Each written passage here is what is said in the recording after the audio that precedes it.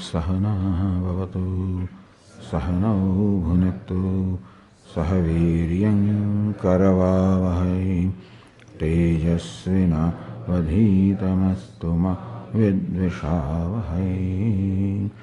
Om Shanti Shanti Shanti.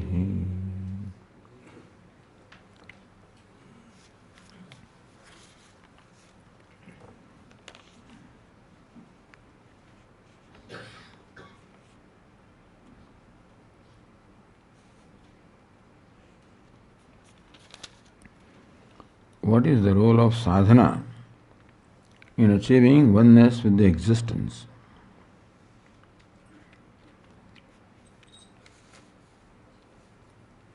Achieving oneness with the existence is the result of recognizing that I am existence.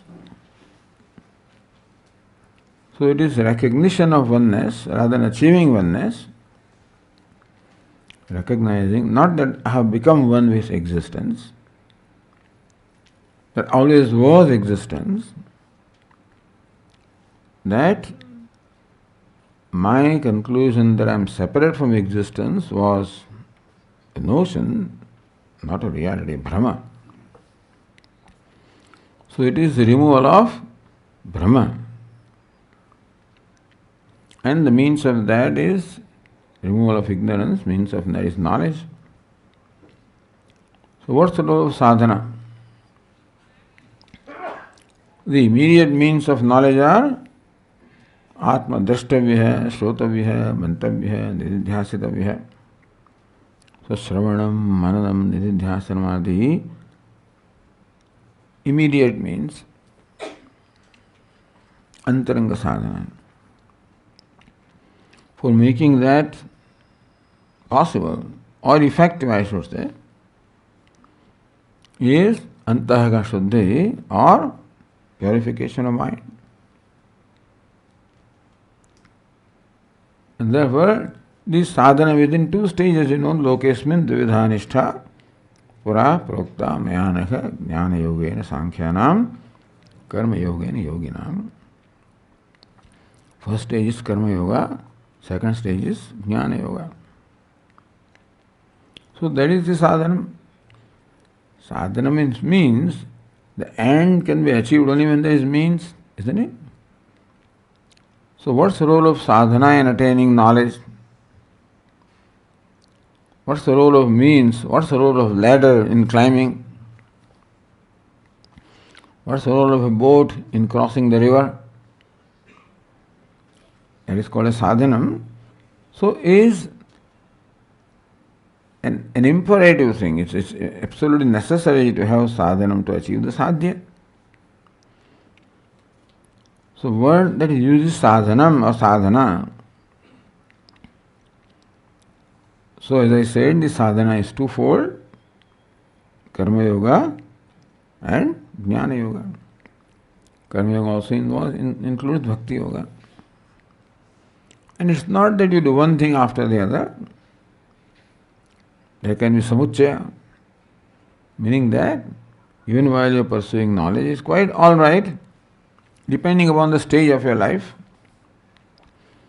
If you have the luxury of only pursuit of knowledge, that's wonderful. If you are in a stage of life where you are required to perform your duties, then that performs the duty becomes karma yoga. And then whatever time is your daily routine permits the time, devote that to listening, shravanam, mananam, study. So the life becomes sadhanam. That's what we want. That our life should become the sadhanam, or the means of achieving that knowledge, oneness with Ishvara, moksha. That life would be called yoga. Where what we do, one way or the other, becomes a means of reaching the goal. That life is called yoga. Otherwise it would be called bhoga. Well, it may not be possible to exclude bhoga completely for some, then also make it as much as yoga as possible. But sadhanam is absolutely necessary to achieve sadhya. A boat is absolutely necessary to cross the river.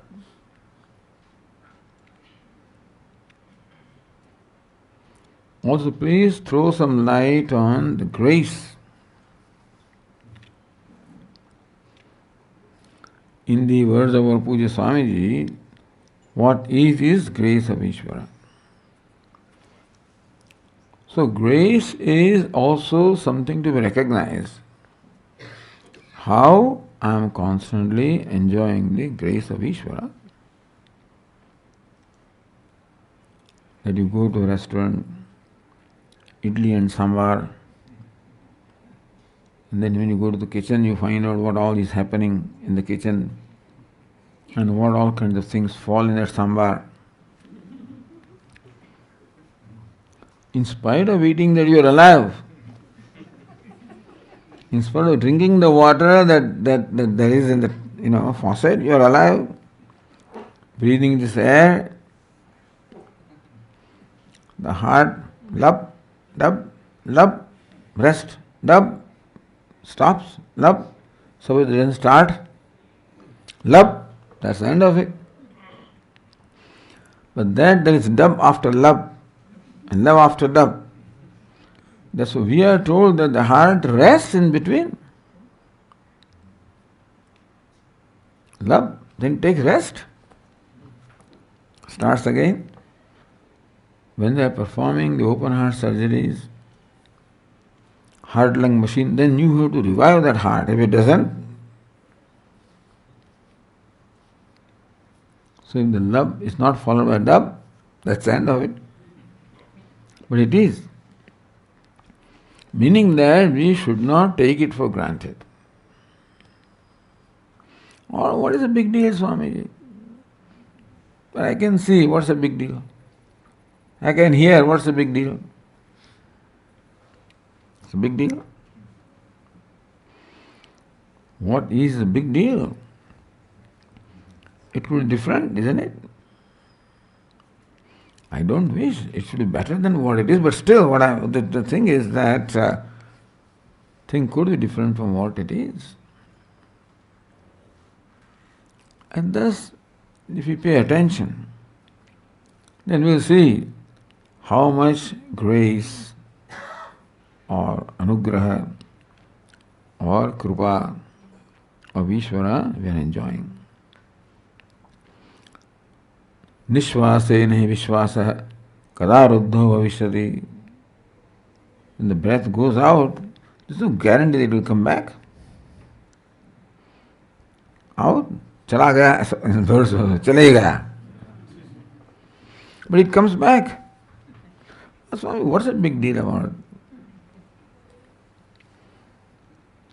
Big deal is for the people who cannot breathe. Difficulty in breathing.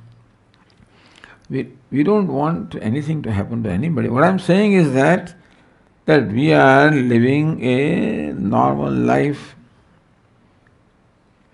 We are enjoying a lot of privileges, a lot of grace. Thus, grace is because grace is the nature of Ishvara. Ishvara doesn't do something special to shower grace, because grace is the nature of Ishvara. That's what the Bhaktas say. Anugraha Swarupa, Ishvara is. From his eyes, the Anugraha is always being showered. It is for us to recognize what is. And so, grace is there. It is for us to make a note of that, acknowledge that.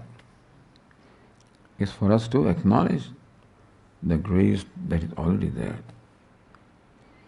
That's a great sadhana. Then there is sense of gratitude. when I recognize how much favor I am enjoying without asking. So this is being done for me without even asking. That when the child is born, everything is ready for the child. The air is there, food is there. So there in the scheme of things. And it's a big deal, really speaking.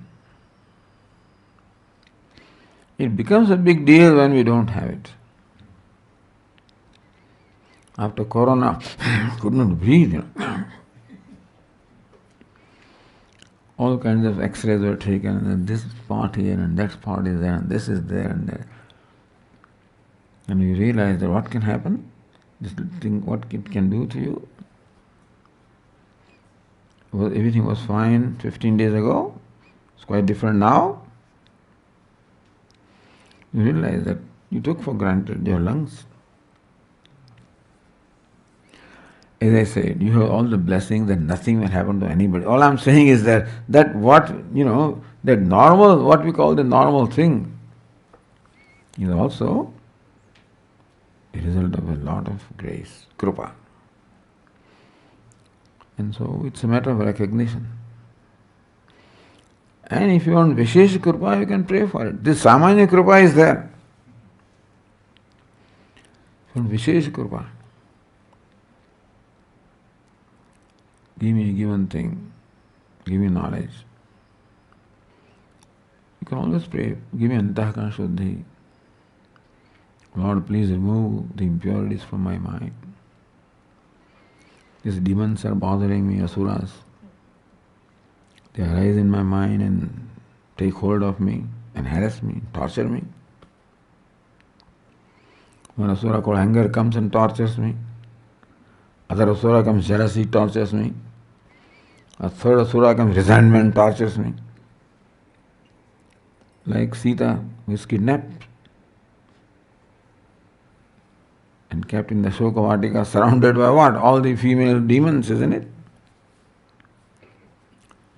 And the purpose of to torture her. So that's what the asuras do. I'm being tortured. So Sita kept on repeating, Rama, Rama, Rama, come and save me. He came and saved her. And thus prayer is a very important sadhana. Seeking help. Pujya Swamiji's famous statement, to seek help is intelligent living. Intelligent to seek help. From where help is available, of course. A beggar cannot go to a beggar seeking help. You should seek help from one who doesn't need help. That is Ishvara. So prayer is always in order. But Swami, that is sakama prayer. Doesn't matter. As long as the ultimate idea is to become free from kama. Does Antahakana Shuddhi is freedom from kama? And so a prayer for making me free from need of prayer or need. It is a valid prayer. So prayer, Lord, please help me to recognize your grace. And I need a Vishesha grace from you. For the Vishesha thing that I am doing, we have all Samanya requirement of, breathing and seeing and watching. And we have specific requirement of pursuit of knowledge, of Antahakana Shuddhi, of Shravanam. Your mind should become friend. We think that enemy is lying outside. Atmaiva hyatmano bandhu. Atmavirupur. And so please, Lord, help me make my mind my friend so that it cooperates with me. Doesn't become an obstacle to me. So that way, this is Vishesha, specific prayers we can always make. It is in order to pray. in order to pray for a specific grace also. As long as what I am praying for is going to make me free. What I am praying for is going to make me further bound, that also you have a choice. I mean, there may be a need, but basically, prayer for something that will make me free. It's quite in order to make a prayer like that. So that is also grace. That it occurs to me to pray to Ishvara. They said that you can repeat his name also is his grace. So, grace is always there, and for Vishesha grace, we can pray.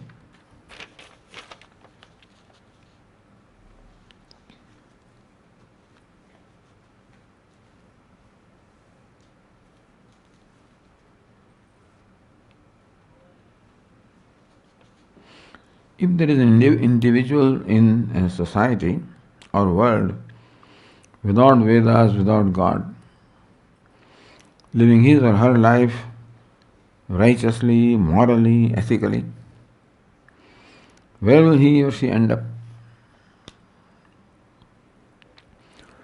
I think this is a little theoretical question. That a person is living life ethically, morally, righteously, without God, is not easy. To live life righteously or ethically is not easy. But there are always temptations of compromising with righteousness. Meaning that those tendencies are there. Where there is something in me tells me to compromise, take it easy. So these tendencies to compromise are there. And therefore to live the life righteously, ethically, with a virtuous life, it is necessary to constantly overcome the tendency to take a shortcut. Because living life righteously is going to involve pain. There is no gain without pain. You cannot live a life of truthfulness or honesty without being prepared to put up with the pain of different kinds. To do something right, you have to let go the benefit that would come by doing something wrong. By doing something right, you may likely offend somebody, meaning that since we are in society, interacting with the people, living righteously, ethically, morally, would involve resistance, not only from without, even from within. And therefore a time will come when you will need help, where Ishvara is required. It's all theoretical stuff that he doesn't believe in God and he is righteous. I would like to believe that. I think it's very difficult. You have to be really strong, extremely strong to be able to do that. But most people cannot, because my own mind becomes my enemy. And so I need Bhagavan help me to live life righteously, morally. So this is a good question, that if there is no God and no scripture and still, if one lives life righteously, morally, ethically, then he will attain the grace of God. Because living righteously or morally, ethically means living life in harmony with Ishvara. What is Ishvara? Embodiment of ethics or morality is Ishvara or righteousness. So he is accepting Ishvara. When he accepts righteousness or morality in life, in a way there is an acceptance of Ishvara. And therefore he will get the grace. So it's a different name. I don't believe in Ishvara. I live life morally. We believe in a moral law, isn't it? When you say I live morally, then a moral law has to be accepted. Is it not so? There's another name for Ishvara. So in some way Ishvara has been accepted. He may have some problem in saying that I accept Ishvara, whatever reason that may be. And a person who has problem with Ishvara, I think it's not easy to live a moral, righteous life. Maybe I stand to be corrected, but I find it very difficult to accept life without Ishvara, means without grace, and be able to overcome the obstacles that come by living life morally, etc. You know what all happened to Pandavas and what happened? All those people who try to live life morally, you know what difficulties come. They were lucky that every time Lord Krishna appeared before them. But we need him. But yes, if person can live life morally, they will wind up where they should wind up. Someday he will recognize Ishvara. Because ultimately, knowing Ishvara is the goal of life. Being one with him is the goal of life. And so, that will happen by grace of Ishvara.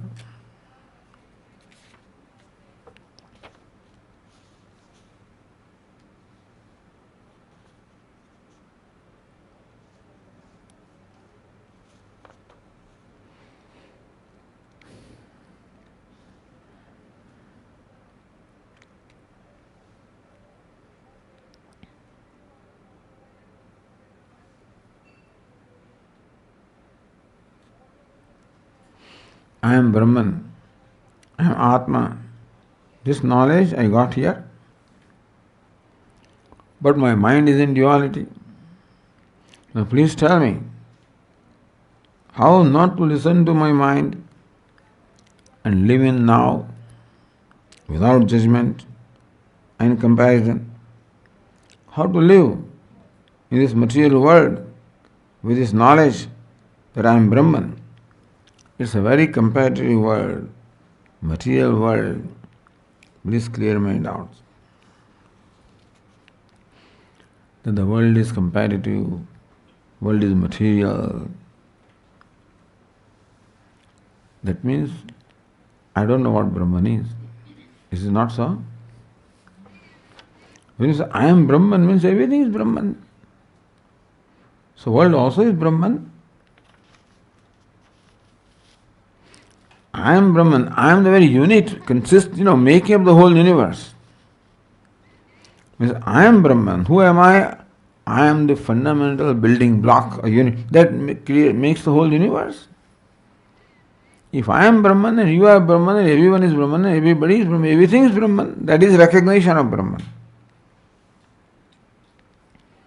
Regardless of what the world is, that we recognize that what we call world is nothing but a superficial appearance of Brahman appearing in this manner. So therefore, recognition of Brahman means recognizing that this competitive world, this material world is a superficial appearance. Brahman appears this way. That is called knowledge of Brahman. And the extent to which that knowledge settles down in me, to that extent, I will not have conflict. Conflicts are there because on one hand I think about what it is, on the other hand my mind says something else. Meaning that my knowledge has not yet become a reality for me. That I am Brahman is called lip service. You know what is lip service? I know. If I know that I am Brahman, then there is no world apart from you. World is Brahman, no material world, everything is spiritual. And therefore, this we have to keep applying ourselves to this study and listening and contemplation. And understand what it means when it says, I am Brahman. I am Brahman means you are also Brahman. The person competing with me also is Brahman. Is it not so?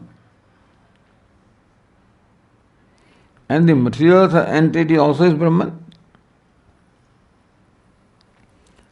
Then there is no competition.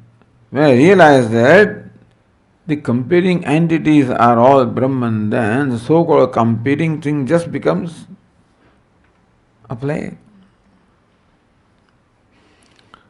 And so, let us expose ourselves to teaching for an extended period of time, to understand all the dimensions of what it means to say that I am Brahman or everything is Brahman.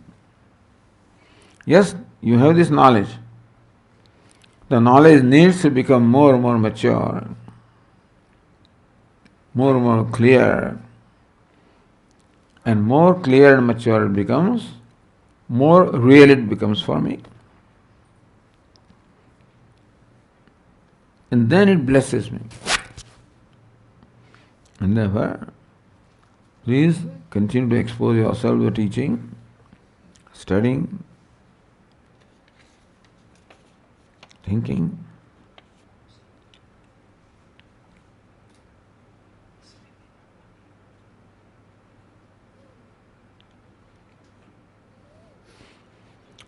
Tatoda shamodamaha uparamastitiksha. In some books it is uparati. Whether uparati or uparama. Ask Swamiji. But uparama and uparati. So what's the difference? Is there a difference? The root is the same, ram. Only the suffixes are different. Uparama is which pratyaya? Ash pratyaya, what pratyaya is that? Uparatikti pratyaya. The pratyaya means suffixes are different. The meaning is the same. And the uparati is the same as uparama. Because upa plus ram means inwardness. Upa is proximity. And so sporting, playing proximity, being proximate, being inward looking, being abiding in myself. That's what either uparati or uparama. Same thing. So this is where some little basic knowledge of Sanskrit helps. When we are studying Vedantic, all texts are in Sanskrit. I would not say that it is absolutely necessary to know Sanskrit. But when these kind of questions arise in the mind, it's a good idea to have some basic knowledge of Sanskrit language as you go along. If this is serious pursuit for you, if you are seriously pursuing the study of Vedanta, then I would suggest that get some basic. There are lots of Sanskrit classes offered nowadays, online, offline, online. Get some basic knowledge of the language. That would help.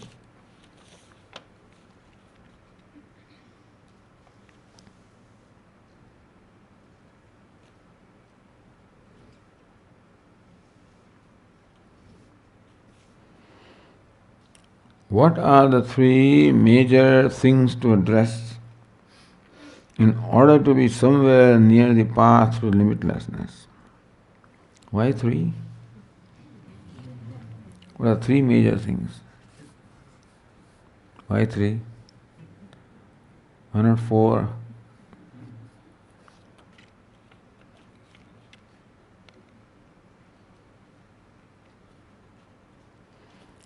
The one major thing to address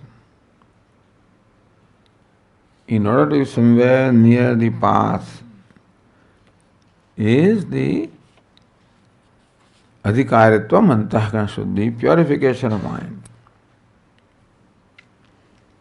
Meaning that there should be worship in our life. The purification of mind comes by grace of Ishvara.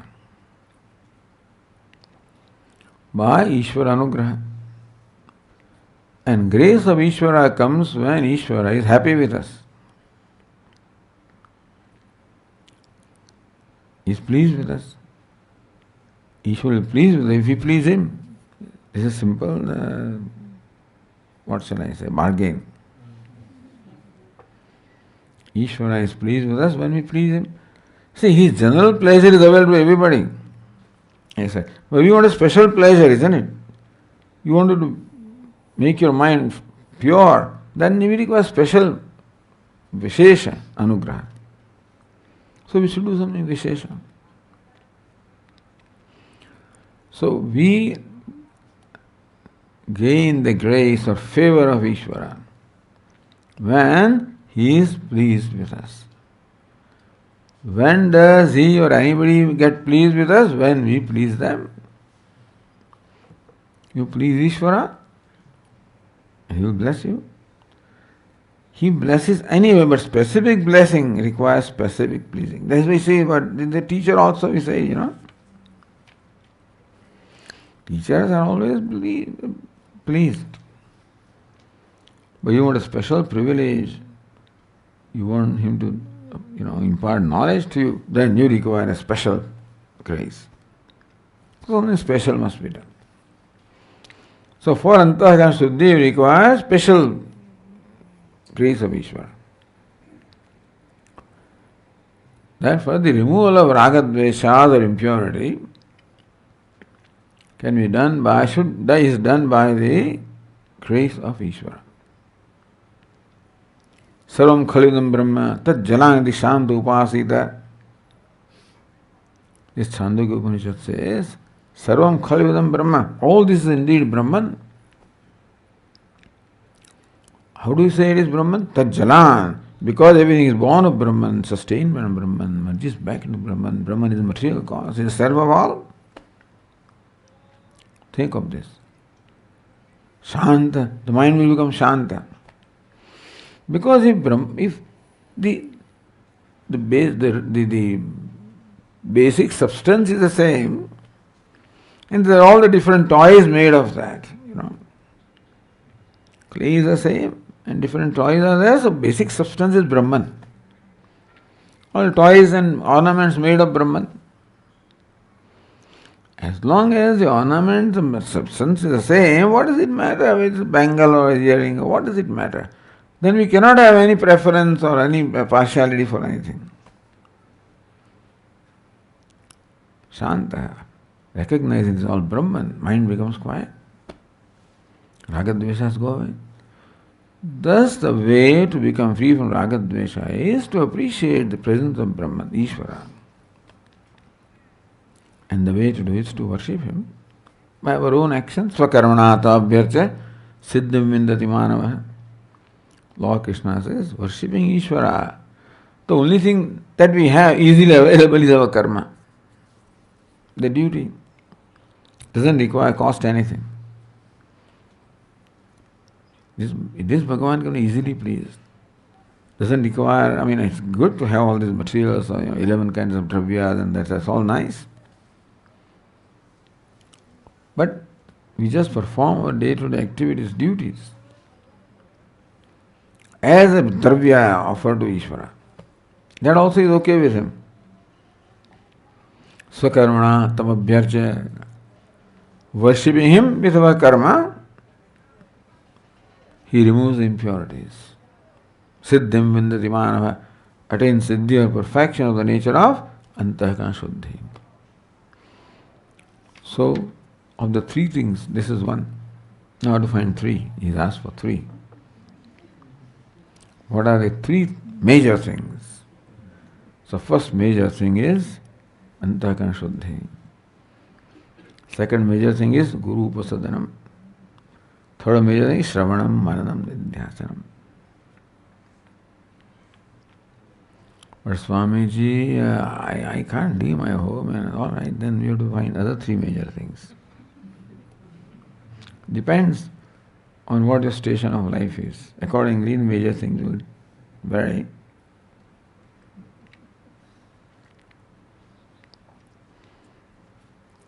In that case, the second major thing is a keen interest, desire for knowledge. And make your life, whatever be the station of life, make your life a means, yoga, for worshipping limitless, that is Ishvara.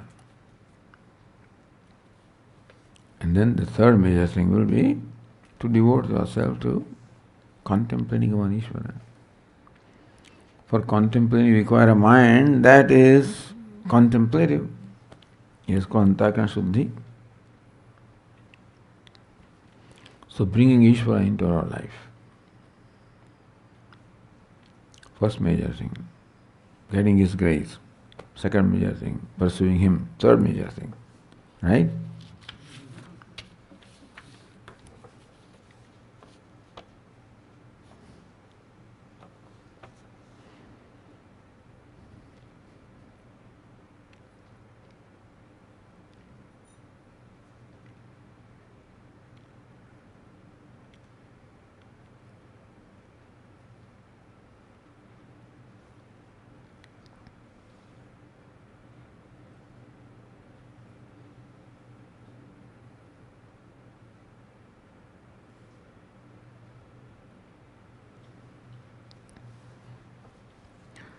We have a habit, in order to accept a given unfavorable situation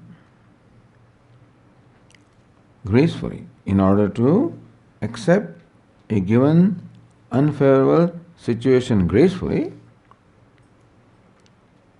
we have a habit of saying, it is my prarabdha. It's my prarabdha. Depends on how you say that. Normally that's how people say, my prarabdha. You are my prarabdha, you know. The sun is sitting in front of it, you are my prarabdha.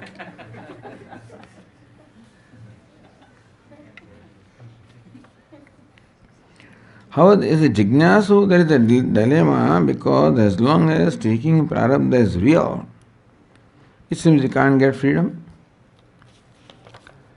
You see, the first statement is, in order to accept a given unfavorable situation gracefully, meaning that the unfavorable situation is taken as real. Is it not so?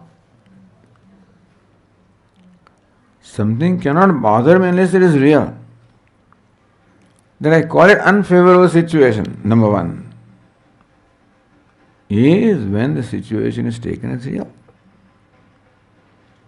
Then prarabdha is equally real. What is wrong with that? It's not that we are giving reality by calling it prarabdha. We already given reality by saying that the situation is unfavorable. It's all right. If whatever is the reality of the situation is the reality of prarabdha. That doesn't mean that my identification with upadhi becomes more, intense. No such thing. All of these are meant to help us. Shock absorber.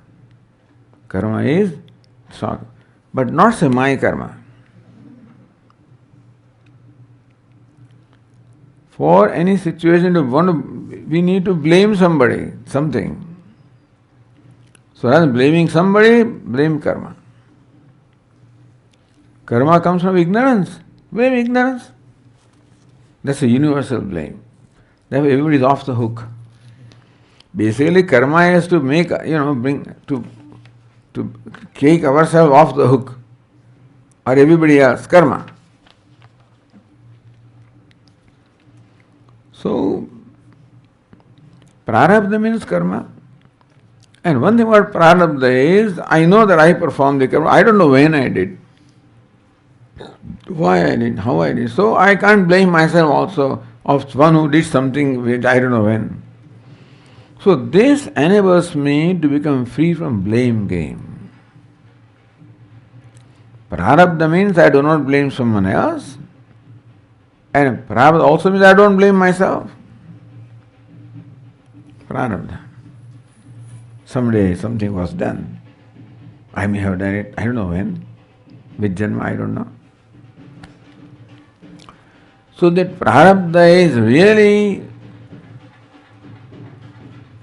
put into practice. When it makes me free from guilt and hurt and everything. Then the prarabdha is real prarabdha. I use the word prarabdha, which if properly understood is meant to help me make free from a sense of hurt or guilt. Then it has done its job. If prarabdha does not do that, then we have to explore what I mean by the word prarabdha. Prarabdha means no responsibility. Nobody is responsible. So unfortunate situation, who created prarabdha? So no hurt. I created no guilt. So prarabdha or karma is meant to help us become free from sense of hurt and guilt and proceed further. And therefore we are not increasing the identification. We are shifting blame, shift the blame.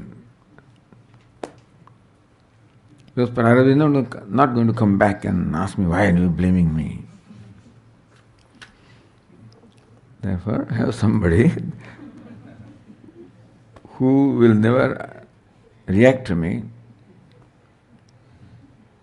It's prarabdha.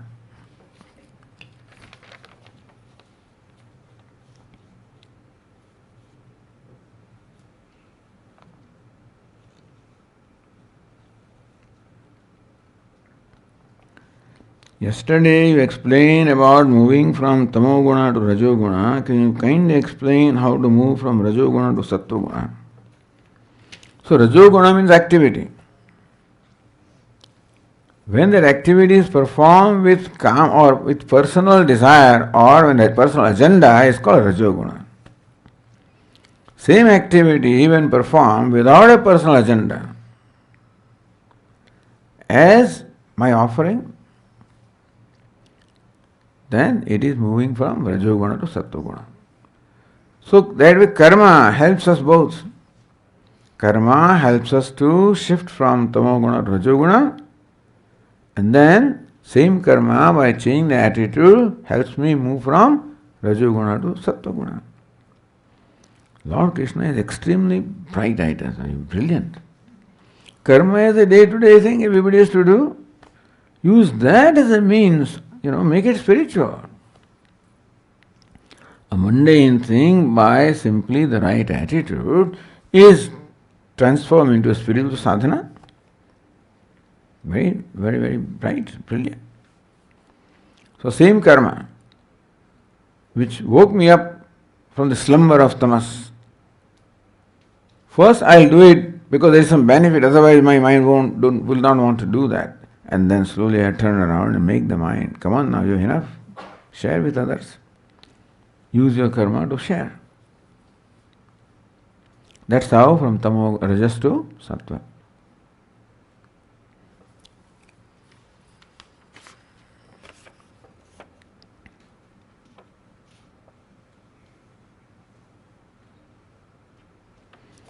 If one was to follow the varna dharma as prescribed by our shastras, what would be one's obligated duties being vanaprastha? In general, vanaprastha is basically free from all obligated duties.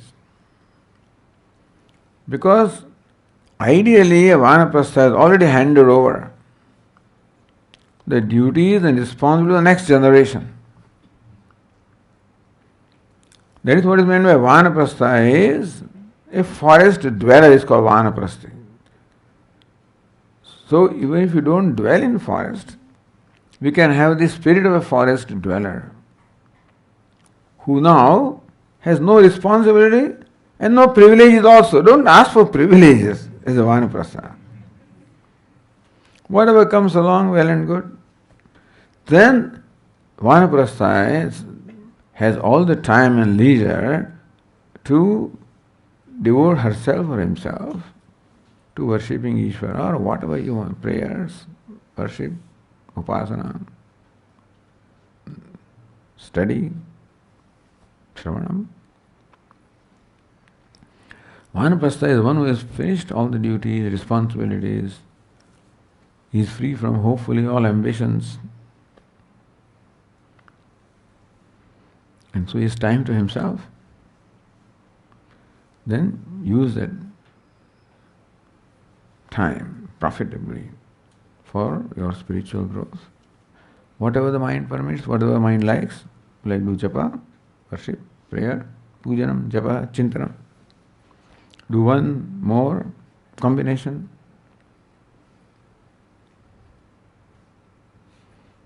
Okay.